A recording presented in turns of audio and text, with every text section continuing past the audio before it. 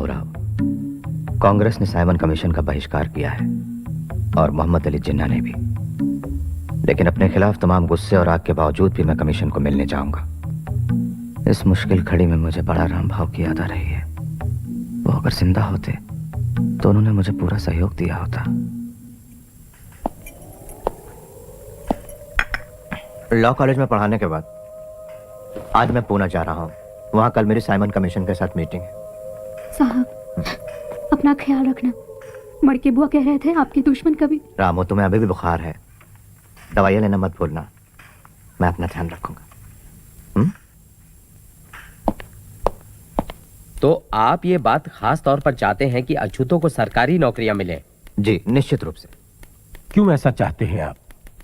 कानून के अमल के मामले में हमारा अनुभव बहुत ही बुरा है। अधिकतर मामलों में कानून का उपयोग पिछड़ी जाति के लोगों के विरुद्ध हुआ है। मैं मानता हूं कि आप अछूतों की बेहतरी के लिए हमेशा कोशिश में रहे हैं, लेकिन क्या सवर्ण आपकी इस काम में मदद करते हैं? ऊंची जाति के सभी हिंदू नीची जाति के लोगों को गंदा काम करने पर मजबूर करते हैं। वो सोचते हैं कि अछूत अगर ये काम करना छोड़ देंगे तो उनका जीवन स्तर सुधरने लगेगा और वो सवर्णों की हर स्तर पर बराबरी करेंगे। हिंदुस्तान का संविधान अछूतों के साथ सही बर्ताव करे, इसके लिए आपके मुताबिक क्या सही तरीका हो सकता है? सबसे पहली बात तो मैं आपके सामने ये रखनी चाहूंगा, हमारा यह दावा है कि पिछड़ी जाति वालों को हिंदू जाति से अलग रखकर अल्पसंख्यकों की तरह बर्ताव किया जाए।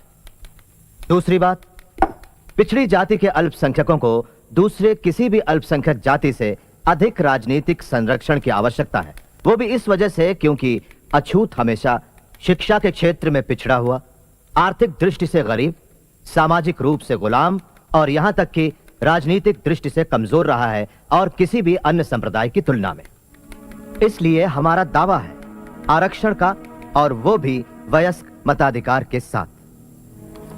और वयस्क मताधिकार ना हो तो फिर हम स्वतंत्र चुनाव क्षेत्र चाहेंगे, कुछ और ऐसे संरक्षण चाहेंगे जिसमें उनके लिए अच्छी शिक्षा हो और सरकारी नौकरियों में उनका प्रवेश। मिस्टर सोलंकी, क्या आपका भी यही मानना है? हाँ, बिल्कुल। आपने अपनी जो ये योजना अभी हमारे सामने रखी, अगर उसे हिंदुस्तान के संविधान में शामिल कर लिया जाए तो क्या उससे हमेशा के लिए वर्ग संघर्ष शुरू नहीं हो जाएगा? हो सकता है, लेकिन ये बहुसंख्यकों के रुख पर निर्भर करेगा सर। आप एक दूरदर्शी राजनीतिज्ञ हैं और आप ऐसी मांगे हरगिज नहीं करना चाहेंगे। मेरा दृढ़ विश्वास है और मेरी यह इच्छा है कि कभी सारा हिंदुस्तान एक होगा, और यकीन है कि वो समय आएगा जब इन सब बातों की कोई आवश्यकता नहीं होगी। लेकिन वो निर्भर करेगा कि अल्पसंख्यकों के प्रति बहुसंख्यकों का रुख कैसा है। अछूतों के कुल कितने लोग हैं जो वकालत के पेशे में हो? मैं अकेला ही। और कोई सवाल gentleman? Thank you doctor Ambedkar, mister Solanki. Thank you major Attlee. ब्रिटिशों के हस्तक अंबेडकर अंबेडकर अंबेडकर।